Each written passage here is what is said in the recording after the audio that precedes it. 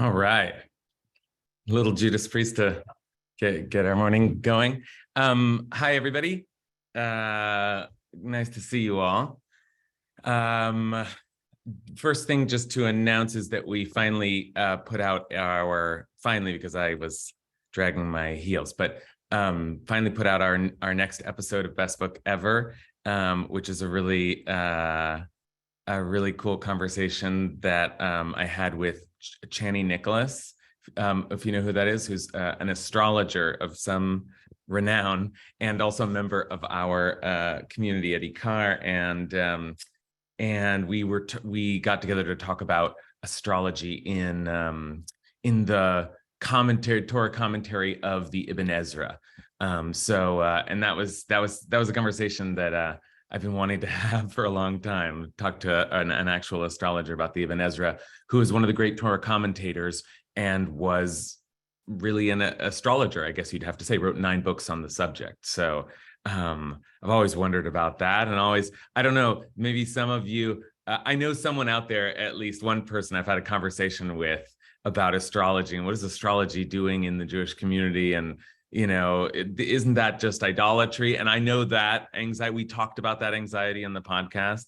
But on the other hand, some of the great sages of the Middle Ages and even on back into the Talmud seem to at least consider that astrology was a legitimate science, if not like part of divine wisdom. So a really interesting conversation. And if you checked out this season, we're just doing conversations. Last season we did every single Parsha, and this season we're doing conversations on topics. We did the last one on sibling rivalry, and this one's on astrology. So hope you enjoy that. Take a listen. We just dropped that today. And thanks to Vera, who hosts us here, who also is one of the producers and editors of our podcast. So really, really appreciate you and your work, Vera, and to Ben Cooley and his work too. He's the producer also. Okay, so with that promo out of the way, let's turn and take a look at. It's just been a busy week, that podcast, and it was Purim this week. I feel like I'm still recovering from Purim, both the inebriation and also the story of Esther, and that in itself, I was so tempted to teach more about that today, but Purim's passed, and we have to move into the Parsha. So let's move into the Parsha. Let's get back into our rhythm. This is a very, very, very massive and important Parsha, Parshat Ki Tisa, and especially so, it's explosive, but especially so because it appears rhythmically right in the middle of 4 parshas that are all very, very detail heavy. Not only that, they sort of repeat a lot of the same details. So we had Truma and Tetzaveh for the last 2 weeks, and we were building the tabernacle and sewing the priest's clothes, and it was all very nitty gritty. And then all of a sudden, Parshat Ki Tisa comes on the scene and just sort of boom, explodes everything. All of a sudden, we're back in the narrative, and not just in the narrative, but we're in real danger. We're in real danger. So here we are. Let's get into some real danger today. We'll say blessing and then begin our learning. Baruch atah Adonai Eloheinu melech haolam asher kitshanu b'mitzvotav v'tzivanu la'asok b'divrei Torah. Okay, so here's where I want to begin. I want to begin today at the ending of the Torah. I want to begin at the ending of the Torah because at the very ending of the Torah, last lines of the Torah, I'll read them to you in a bit. As a student of the commentaries, you're following along. Maybe you choose a different commentary every year, but the great first journey through the Torah with commentary is the journey with Rashi. Rashi is Rashi is the Rosh, right? Rashi is the first of the commentators, the one who defines the style, the one that we get trained to read. And I do think that Rashi's commentary on the Torah, along with maybe Maimonides' Mishnah Torah, those are like the two greatest works of medieval Judaism. I mean, Rashi's commentary on the Torah is such a masterpiece that it becomes a kind of holy text in itself. So surely we would wonder, what was the last Rashi? What's the last thing that he wrote on the Torah, right? The first Rashi is quite famous. We often talk about that. He famously asked the question, why did the Torah even have the creation story? We could have just started with getting the commandments because it's a book of law, right? That's like a weird and famous question. Rashi has answers, and we're off and running with Rashi's commentary. So what's the last commentary or a comment on the Torah that Rashi offers us? How does he end this masterpiece? Let's take a look. Okay, so we're going to look first at the last lines of the Torah, and then we'll see what Rashi says. And as you'll see, it'll catapult us back into our Parsha this week. So here we are going to take a look at Deuteronomy chapter 34. And I didn't have time to retranslate things today, so you'll see things as they appear in Sefaria.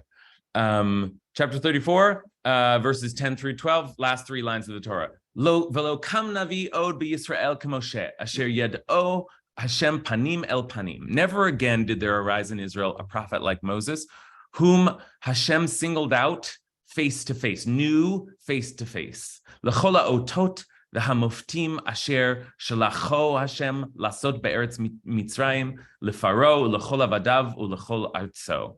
For all the various signs and portents, the moftim, that Hashem sent him to display in the land of Egypt against Pharaoh and all his ministers, all his courtiers, and his whole country. And then here is the last line of the Torah: U'lechol hayad hachazaka, u'lechol hamorah hagadol, asher asa Moshe le'enei kol Yisrael.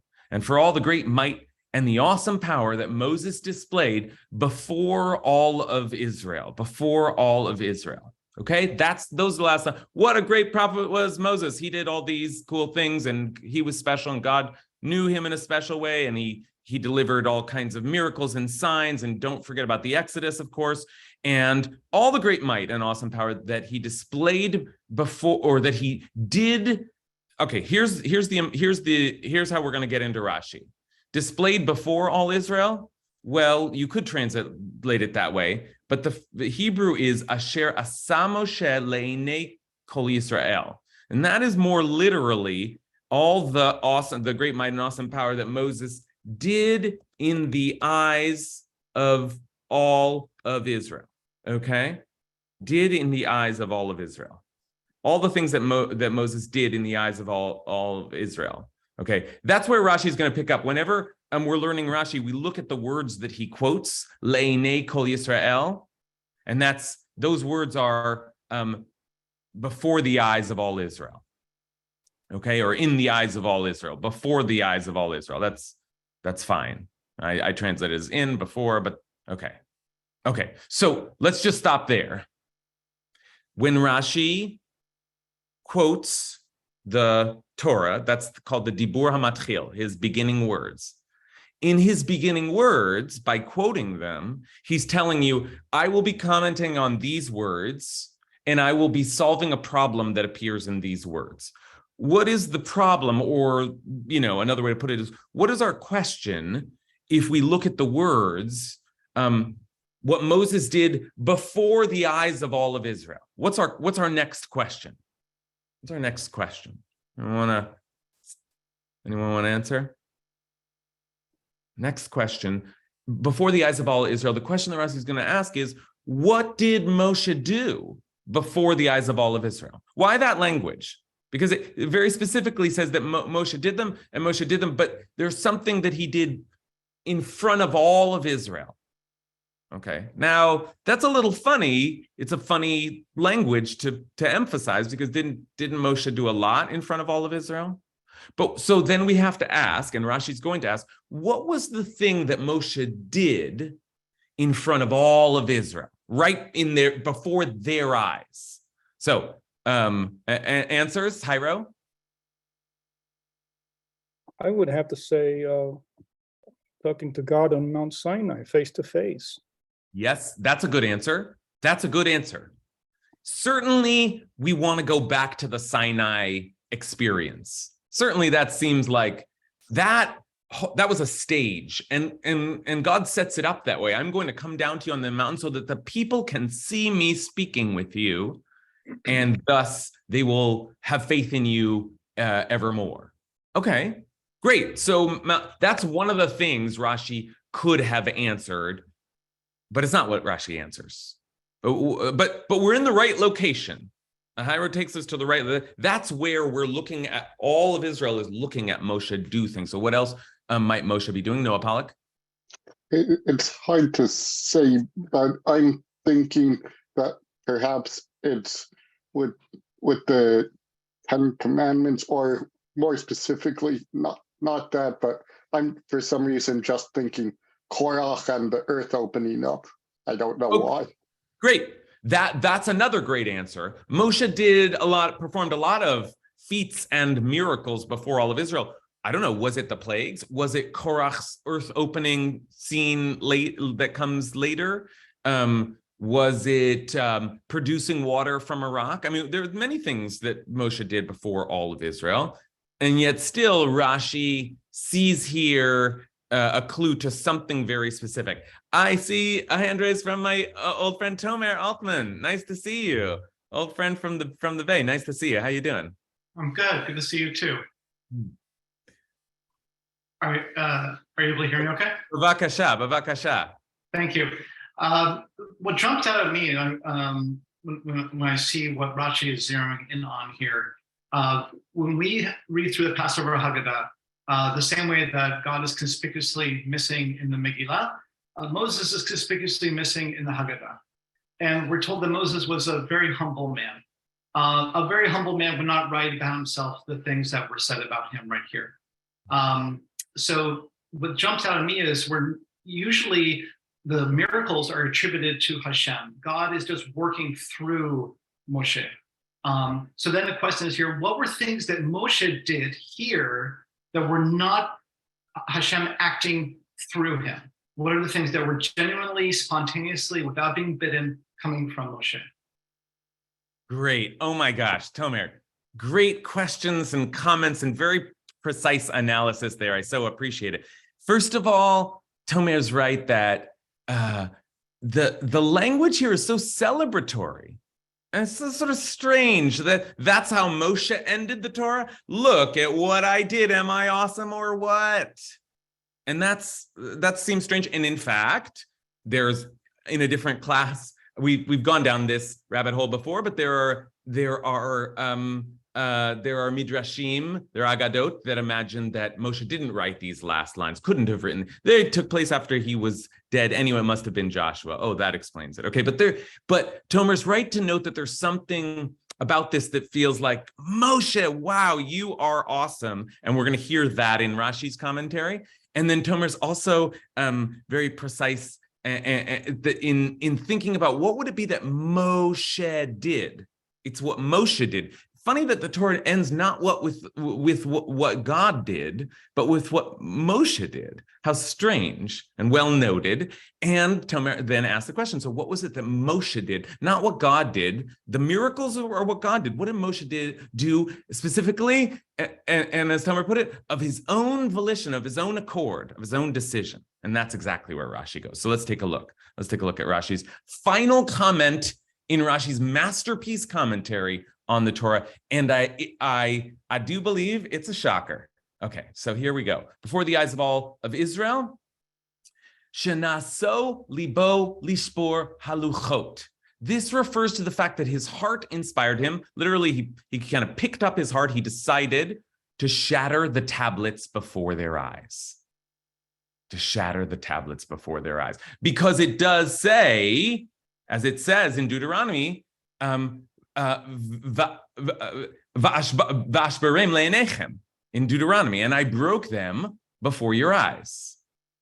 Okay, and here's the link. The link is in Deuteronomy 9:17, same language there, le'enechem, before your eyes, that we have up here, before the eyes of all of Israel. Okay, so when Moses is retelling the story, he says, I broke them before your eyes. So of course, Rashi is answering Tomer's question. What did Moshe do on his own in front of them all? So Rashi is answering the question of the context of the meaning, but Rashi's not going to just come up with an answer. He needs a linguistic link, right? That's the way the Midrash works, and Rashi's borrowing from the Midrash here, that, that was the thing that Moshe said he did before the eyes of all Israel. Okay. So that's step one in this last piece of Rashi, and that should already be spinning your cup a little, because the thing that Moshe did that was before the eyes of all of Israel that we're going to mention and give Moshe credit for in the very last breath of the Torah is that he broke the first tablets. And he did do that of his own volition. God did not tell him to do that. In fact, the whole thing is God says, you're going to have to make a second set of tablets. Okay. So that's already strange. Is that a thing we celebrate? And we'll soon begin to talk about that. But before we do, let's take a look at the rest of what Rashi says, because it's even more audacious. Okay, so v'ashbarem le'enechem, and I broke them before your eyes, v'hiskima data kadosh baruch hu ladato, and the opinion of, this is a sort of funny translation, but the opinion of the Holy Blessed One regarding this action agreed with his opinion. That's a funny way to put his mind agreed with God's mind. That's basically the best way to say it. And what he was thinking, God agreed with him. Okay, so that's new. That's a new reading. Okay, that's a new reading. It doesn't. We'll soon look, but it doesn't. I don't remember that story. God saying, "Hey, wow, good job on smashing those first tablets." That's what Rashi's saying. And then not only that, and here's the sort of punchline, is that Rashi says, the opinion of the Holy Blessed One regarding this action, I agree with his opinion, as it is stated that God said of the tablets, Asher Shibarta, the tablets which you have broken. And here's a little wordplay, okay? So this is just a play on words. So if it sounds a little odd to you, it's just because they're playing with the sound of the language here. The sound of the language for the tablets which you have broken. This is taking place after Moses breaks the tablets and God says, come back up. We're going to have to redo this because of the tablets which you have broken. The language for that is Asher Shibarta. Here it is in Hebrew, Asher Shibarta. And the Talmud in this case plays with that language and says, Asher Shibarta, Yishar Kochacha Shishibarta. That which you brought, turn the Asher to Yishar, and it sounds like Yishar Koach. Yishar Koach. Or we sometimes say Yashar Koach. Asher Yashar Koach. Yashar Koach Shishibarta. Now, Yashar Koach, what does Yashar Koach mean? We say it around Ikar a lot. Actually, I just at Purim there was a Mad Lib. Someone's like, a phrase you hear a lot at Ikar, and someone's like, Yashar Koach, and I thought that was a great testament to our community. Yashar Koach means well done, and that's at Ikar are all encouraging each other. Well done. So that was but Yashar Koach means well done. Bravo. It literally means straight strength, and Yishar means straighten your strength. Do it chazak, straight with strength. Okay. That was wordplay. Okay. The words Asher Shibarta. Remember, there are two linguistic connections. One was that Moses said, I broke them before your eyes. Oh, that's how we know that was the thing that Moses did before their eyes. And the second wordplay was, and when God said the tablets, Asher Shibarta, which you broke, God was really saying, Asher, Asher, Yishar Koach, Yashar Koach. Well done breaking those tablets. Okay? And that, my friends, my dear friends, is the last thing that Rashi says in his commentary on the Torah. The tablets which Moses broke, God said, good job for breaking the Torah. Good job for shattering those tablets. Well done. And in fact, I want that to be the last thing that we say about you. And I want that to be the last thing that we say in my holy Torah. Now, what the holy heck does that mean? Okay, let's just stop right here. And if we don't get any further, we can just chew on this. That's okay. We do have some more work to do here. But let's just stop to consider for a moment what Rashi is saying, which is that, and this takes place in our Parsha. Hopefully we will actually look at our Parsha this week. But what happens? Moshe goes up to convene with the Lord for 40 days and 40 nights and comes back down with the tablets. And just as Moshe is coming back down with the tablets, he realizes that down below the people have built a golden calf. And when Moshe sees that golden calf, I mean, come on. These people 40 days ago were standing on Mount Sinai. And the last day, and he's coming down, and Moshe sees the calf, and he just like can't. In fact, that line we will read, and then we'll open up the conversation. Let's at least make sure we get one pasuk in from our reading this week. As soon as Moses came near the camp and saw the calf and the dancing, he became enraged. V'yichar af Moshe. And why wouldn't he? I mean, this is it. This is our greatest sin. And he hurled the tablets from his hand, and he shattered them at the foot of the mountain. V'yashlech miyadav et haluchot v'yishaber otam tachat ahar. Okay, that's like, and it continues to be intense. But that's, note, as Tomer teed us up to see, Moshe did that of his own volition, on his own accord. Okay, why was that so good? Why is God saying high five, good job, well done? Let's just theorize for a moment. Why would that be such a great thing that, we have to figure out why we're ending the Torah with that image? Why would that be such a great thing? Okay, Hal Barron. I guess what occurs to me is that this is a kind of inflection point, and it's after this point, the golden calf breaking the tablets. This is sort of the end of, for want of a better term, of slave mentality on the part of the people of Israel, and that going forward, it's a more complete break from that older. And it's significant in this respect that in Deuteronomy, I mean, at the end, Moses isn't going with them. I mean, it's a breaking point for him too. But I don't know if that makes sense. But that's really interesting what you're saying, Hal, that there's some kind of, now that we have two tablets and we have a before and an after, and we have like a process of increasing liberation, revelation, that it's like, and after all, the first tablets were associated with, I mean, they come down and they get commingled with they still don't know how to do it. They're still worshiping idols. It's still like all, so just in some ways, Hal gives us the most kind of like straightforward reading of what these two tablets mean in the story, which is like, something's still not working, and let's break it. Let's break the cycle. Let's break this.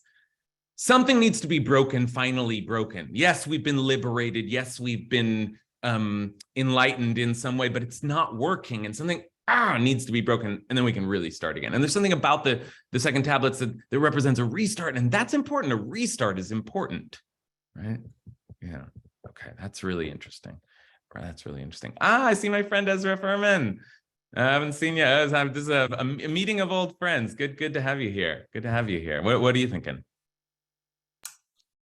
Well, I guess I'm thinking of this moment as like as a a human registers some protest to what's going on. There's like, if you imagine the version where he didn't smash the tablets, he comes down with the contract that says what you just did you can't do, and like the relationship, the contractual relationship begins with a violation. And I just see this as he's like ripping up the contract and like, no, this is not how we're going to start this meeting between humanity and God. We want to redo, and it's like only a human being could say that, and that does something, I think, to like how God and humanity are going to like first really meet and enter into this like relationship. Is like, it's gonna, I don't know, it's just that someone would say like, not this way, I'm not gonna let these people like get in trouble first thing, like we're starting over. I guess it seems like sort of a like, oops, I lost the rules, and I guess we're gonna have to try again. And it's like, it seems like a solidarity kind of thing with the humans. Good. Okay. So love that. Lots of interesting pieces there. First thing that Ezra does is takes us down a path that many of the sages go. And some midrashim speak in this way, which is that let's not forget those tablets have on them, do not worship other gods. Let's not forget they are currently worshiping other gods. So as in the language of the midrashim, Moshe is saying, I can't possibly, what am I going to do? If I give them these conditions, they will immediately be violating them. And Moshe did it, in other words, for their sake. That's the way the midrashim go. And the way that Ezra was putting it, it's like, this is a moment of contract, of covenant, of agreement. And let's not forget that the luchot, or the luchot ha'edut of they testify to this moment of coming together, of contract and of agreement. And that moment has to be itself, it can't be contaminated with a big mess and a contradiction and it actually, forget about it, just put it in plain language. We don't want to start this way. This is not a good way to start this partnership. And the other thing that I love that you said was that this is a kind of a human. The idea here is that there will be a contract, a partnership, a dialogue between God Almighty and humanity. And God's perfect, sure, but we're not. And not only are we not perfect, we're sloppy, and we're sloppy about our idolatry, and we can be a little sloppy about the terms of. Like, there's something so human about saying, crumple up the paper and throw it away. This is what I kind of heard. Like, I spilled the ink. Let's start again. Right? There's something about that scene that's like, Moshe's like, oh, what do I do now? Oops. Right? Like, what's in the Mel Brooks movie? 10 commandments. Right? So I like that there's something. And the reason I like that, besides it being hilarious, is that there's something important about, yes, the messiness of the human entering into covenant with the divine, but also there's something that God is saying at the end, like, I want your humanity. I want your human initiative. That this was a moment where Moshe did, as Tomer said at the start, he did this on his own. He decided this isn't how this contract's supposed to be for. I got it. Who knows what will come of this? But right now I have to break this. And that's like, wow. Like, imagine that God agreed with that and said, whoa, I like that. I like that you have your terms. I want to be in dialogue. I want to be in partnership with you. There's a famous story about Rabbi Yochanan and Reish Lakish and these great scholars and these sort of famous chavrutas, and then they got into a fight, and they were estranged when Reish Lakish died, and it broke Rabbi Yochanan's heart, and they would send Rabbi Yochanan other people to study with him, and he would say, "Get out of here, like you agree with everything I say." But Reish Lakish would argue with me, would push back, would like never let me rest easy. And I'm reminded of that story here too, that maybe God is saying, Yashar Koach, nice. Oh, you can break the tablets. I never thought of that. That's good. We're gonna have to start over again here. Okay, so there's like that's a powerful road to go down. All right, let's hear from some other folks. Alice Weber is the name.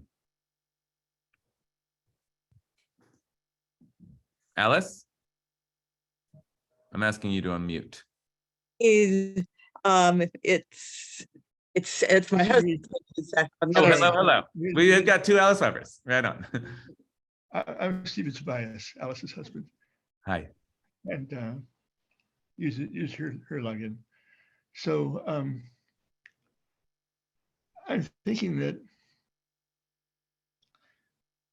Moses is saying to God, look what's happened. This people that you asked me to bring out of Egypt has done this terrible thing at the moment of making a covenant. And I told you that I wasn't up to this job. You made me do it anyway. And now the result is these people have sinned a terrible sin. And you were up there watching it happen. You saw it happen. And you let it happen before you showed it to me. What's up with this? Yeah, wow. That's another level. Steve, right? Did you say? Stephen, hi. Stephen. Yeah, Steve, that's another level. That it isn't just that Moshe's taking initiative to defend the people, and that's one way of thinking, sort of advocating or taking, independence in the negotiation in that way, but also that Moshe is angry. That, as Stephen puts it, that Moshe's angry at God for setting this whole thing up, for creating a situation where there could be total disaster when, for one, God took Moshe out of the picture for 40 days. What do you think is going to happen when there was no leader and they're stranded in the desert? But yes, Stephen? Yeah, and delayed Moses. And delayed him, Yeah, right. I was talking to Moses while he was watching this thing unfold.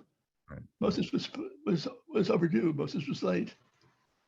Okay, good. So let's take a look. Stephen wonders about Moshe's anger, because Moshe was angry. And who was Moshe angry at? And was Moshe maybe angry at God?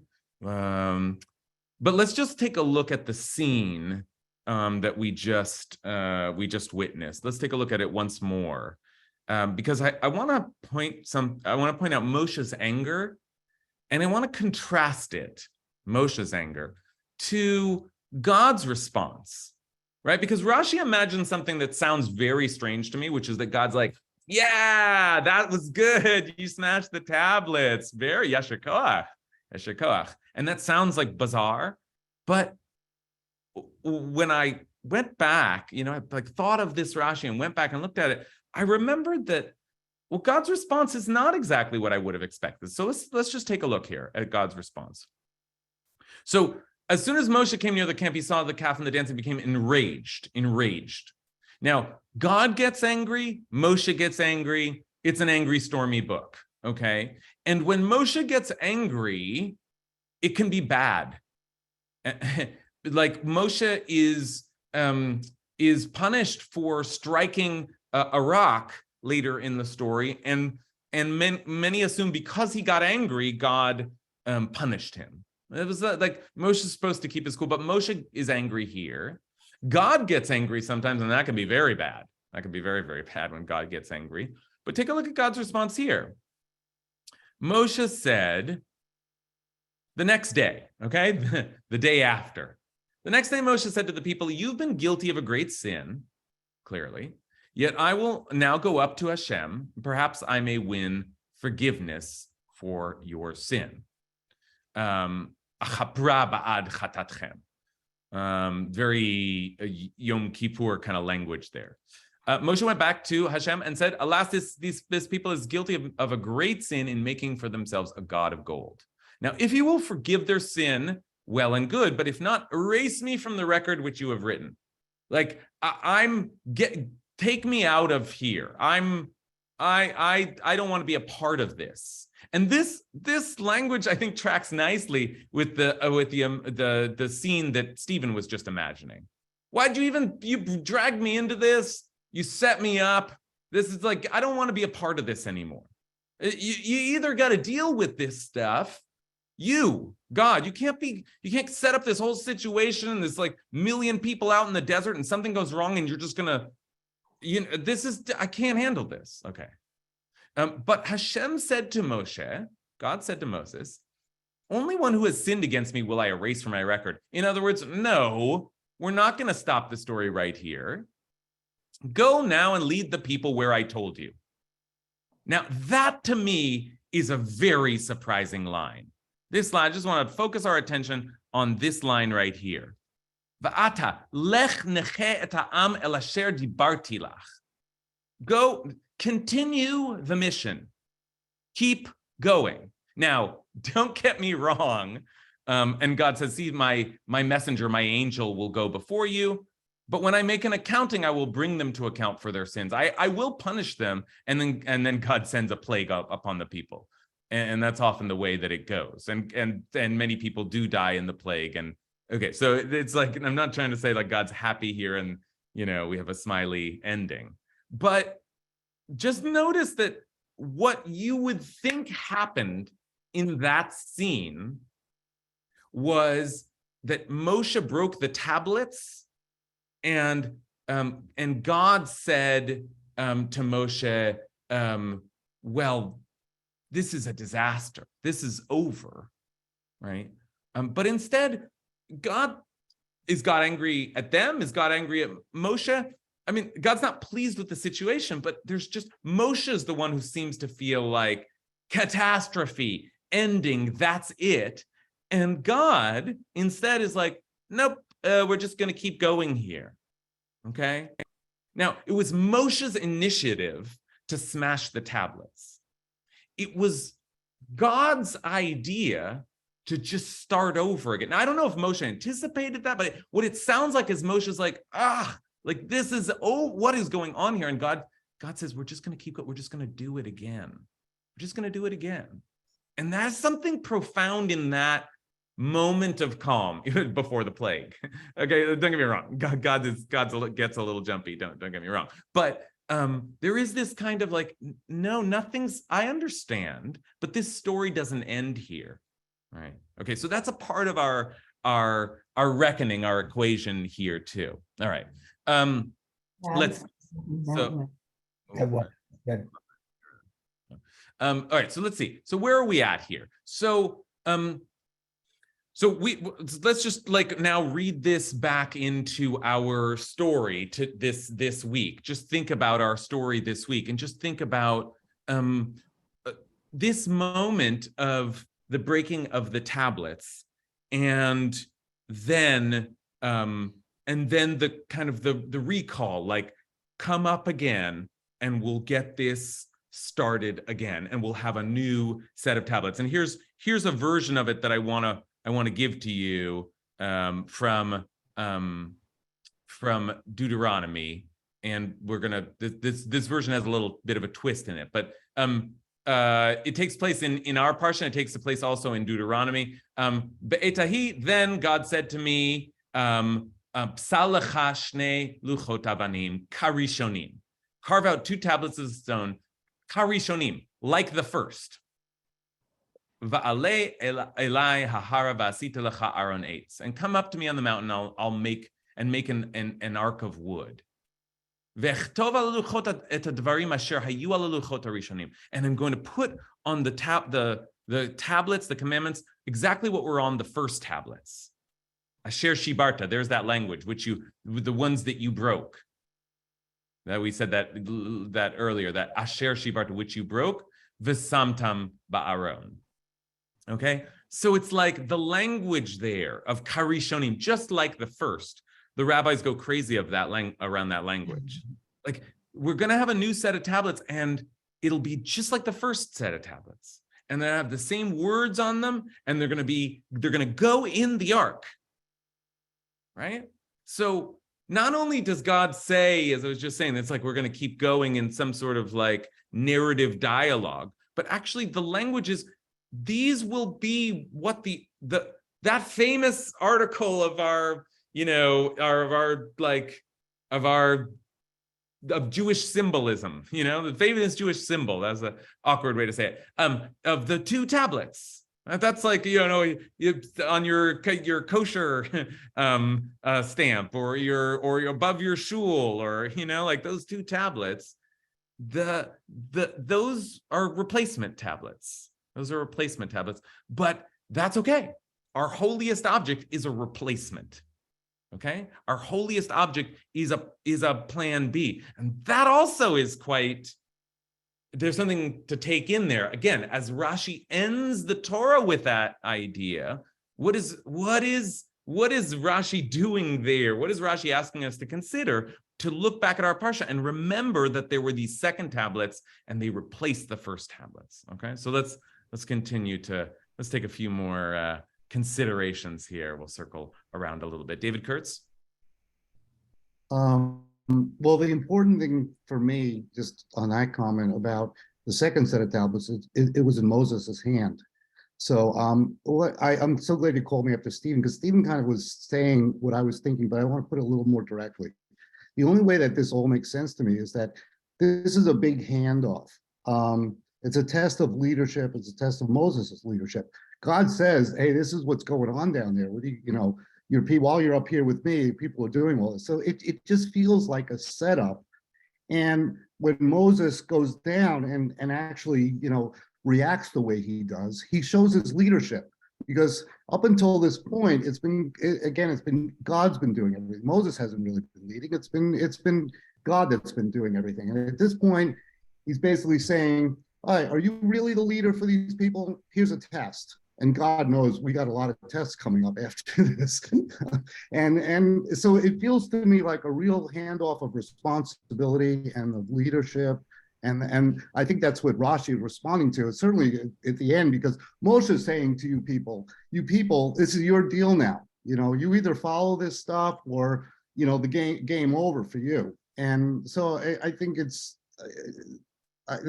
where I'm going with this. Okay, good. I like where you're going with it. I think that there's something just on its face with God saying, well done, and the Torah ending by saying, never again was the prophet like Moshe. Moshe, think about what Moshe meant to us and what kind of a leader Moshe was. And, David is considering this moment as the moment where God realized, yeah, you can do it. This was the, what do you mean? Moshe was tapped from the start. Moshe led them through but this was the moment where God said, okay, this is going, this is the way it goes. And part of what allows God to see Moshe's leadership strength is that Moshe as a leader is willing to, as we've said, rewrite the rules, like renegotiate, and that's part of it. But also part of it is Moshe's taking the people to task. And Moshe's saying to the people, no, like this isn't, Moshe's always the advocate for the people. And we just saw Moshe advocating once again, but Moshe is also saying like, I will not accept this behavior. And there's everything about Moshe's reaction, which seems to us, I think, or at least to me in the read, like Moshe lost it. It just lost control. But actually, there's everything about this is something that the Torah, through Rashi and really God, David is saying, admires. It's something about good that you got angry, good that you you said that you didn't just go along with it anyway. Good that you did something drastic. Good that like Yasher Koach. Okay. All right. Let's see. Jen Bailey Guerra. Hey, sorry for the lack of a camera today. I spent this entire class after we were talking about this as like a sacred act of extemporization, comparing this to Nadav and Abihu, who also extemporized and were punished for it, and trying to figure out what the difference is. And the only difference I can come up with that I feel like that our passage sort of indicates is Moses did this out of passion for his people. You could say out of anger, you could say out of love. Those two are sort of two sides of the same coin sometimes, but he did that. But Nadav and Abihu were in secret, and at least in some interpretations, doing that out of their own individual passion for their own individual relationship to God. So it seems to me like something in that comparison could indicate that, if we mess up, or if we maybe extemporize and we do it for other people, that's what makes us good leaders. Yeah, yeah, that's really interesting. First of all, I just want to like to highlight the question that Jen is asking, the dilemma here, which is that God often seems to be totally intolerant of the slightest deviation from the divine command.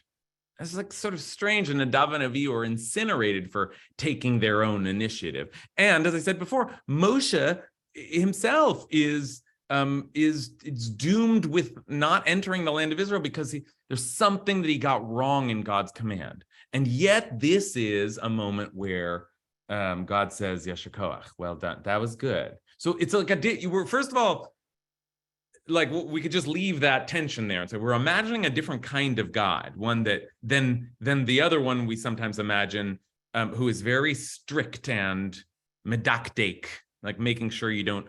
We're imagining a different kind of God that wants us to rebel a little bit, or to fight back a little bit, or to take some initiative. And then I'm intrigued. There's not enough time today, but I'm intrigued by Jen tries to wonder about what is it that allows for deviation to be legitimate, and Jen speculates that it's when it's done on behalf of the people. That's a really interesting, as opposed to just when it's done to defend the people on behalf of the people, as opposed to just sort of an inner desire or yeah, there's something interesting about that. I guess I want to put this in it's sort of a side box, but I often think that in areas of Jewish law, for example, that we shouldn't change things ever unless people are suffering. Like the law has to accommodate human reality. It has to. Like people can't suffer in the law. Like we can be inconvenient, but it can't be annihilating. And there was something about this moment of the law coming down, somebody said this before, that would have been annihilating. And Moshe's trying to save the people. And that's part of what Moshe did in that moment, was he saved us. And that's sort of part of the idea, is that like, had Moshe come down with those tablets, that would have been, there's something about what's going on. Like Moshe knew that this would have been a disaster, and he pressed pause. Okay. All right. I want to take one more comment from Irene, and then we'll look at one. Okay. I just gave up and threw some of it in the chat, but here's the thing that I see is that just like the Akedah was, oh, look, you're going to sacrifice a child, but no, that's over with now. This is like, we're going to worship a golden calf. No, it's over now. You want something to touch and to worship, but that's not the way it is. You're going to follow the written word, actually, is where we switch. But we still have an object. We hold on to the broken pieces. We hold on to the full tablets, and we carry them with us as something to venerate instead of an idol. And we never learned, because the kings continued to honor the gods of their foreign wives. They set them up in the temple I just read. And then God didn't come down. Foreign armies came down, prophets yelled in the wilderness. So it's a continuing problem that we want something to touch and to see. And if all we can do is touch the Torah and kiss it as it goes by, that's what we do. But we still have this urge. Okay, beautiful, beautiful, beautiful. Thank you so much, Irene. Just gives us some really sharp and juicy. Can things be sharp and juicy? Last reads on this, and they are exciting to me because they sort of they find resonance in other kind of famous images in our tradition. One is one is just what you're talking about at the end here, Irene, that this idea that we haven't spent a lot of time considering, that the tablets are divine stone objects, and that's a problem. Meaning like that this is like the tablets themselves are an odd thing to enter into our no idols, no objects of worship religion, right? Like, didn't we just hear that in the Second Commandments? And in fact, I'll make that even stronger. Take a look at this. When God says, carve out 2 tablets of stone, the language is, both in Exodus and Deuteronomy, psalecha, carve out. And this carving is exactly the kind of carving that the Second Commandment forbids. Pesel v'chol tmuna, right? A carved object. So there's something about the tablets that the Torah is sort of after. They didn't say it the first time, because the first tablets were written with like the finger of God, it says. But the second ones are like Moshe has to carve something, and that's dangerous. And to have tablets is dangerous.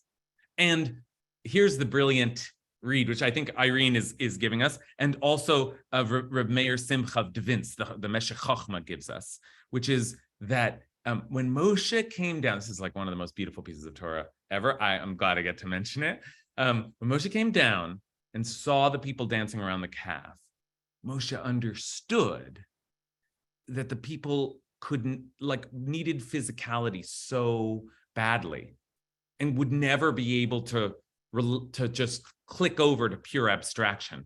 And so he understood that coming down after 40 days with these stones would just turn the stones into objects of worship. And so what is to be done?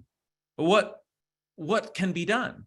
And Moshe thought the only thing to do is to take these things, which I just got from God, and smash them before the eyes of all the people so that they see that they're just rocks. That even this thing that I got that was touched by the finger of God is not the point. The point is not objects. The point is not objects. It's so easy for us. We need so badly to have something to touch and something to feel and something to latch onto. We'll take anything. We'll take a calf. We'll take the Western Wall. We'll take the crown of the Torah. We'll smooch it, right? But be careful with that stuff, because that's not what it is. That's just a representation of what it is. And holding that balance, that's tricky. That's tricky. Okay, one other last thing. So that's the Meshech Chochma, and worth studying on its own. One other last thing that Irene notes, which is that this is a midrash that kind of flows from the last text we just read, because the last text we just read has some funny language, and it says, I will inscribe on the tablets commandments that were on the first tablets that you smashed, and you shall deposit them in the ark. But because the first tablets that you smashed is right next to the words, and you shall deposit them in the ark, there is a famous legend that the tablets of the testament that are the second set of tablets, in other words, were in the ark along with Shivrei Luchot, along with the broken tablets, and both of them were in the ark, right? And that's a whole now we have like 30 seconds left. So it's worth mentioning, but that's a whole path we didn't go down, which is what is the value? What is the value of a broken tablet? Why is it still holy to us? And maybe that's part of what Rashi is saying. That moment is holy to us. That breaking was holy to us. That was a good, whatever it was, we kept the shards. We kept the shards. And that was that was a part of the covenant as well, right? If it's in the ark, it means the wholeness of the covenant and the brokenness of the covenant. Everything goes in the ark. And our triumphs and our failures and our joy and our rage and all of us goes into the ark, right? So yes, that's a good place to end. That's a good place to end, with all of us in the ark. All right, everyone. I'll see you next week. Check out our new episode of Best Book Ever. Yashar koach to you all. And, Thank you. Great class. So Thank much. you. That was a great class. Wonderful. Thank you. You.